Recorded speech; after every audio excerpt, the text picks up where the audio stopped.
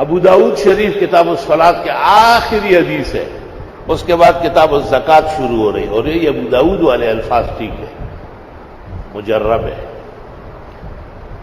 ایک شخص نے شکوہ کیا کہ ہموم و دیون، بہت قرضے ہیں اور غم پریشانیاں ہیں۔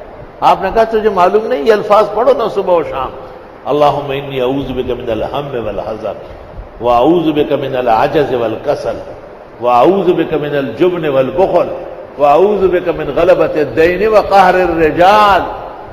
صبح و شام 10 مرتبہ پڑھو، زندگی بھر تمہارے پاس خزانوں کے آمد و رفت ہوگی انشاءاللہ، کبھی بھی تنگی کا منہ نہیں دیں گے۔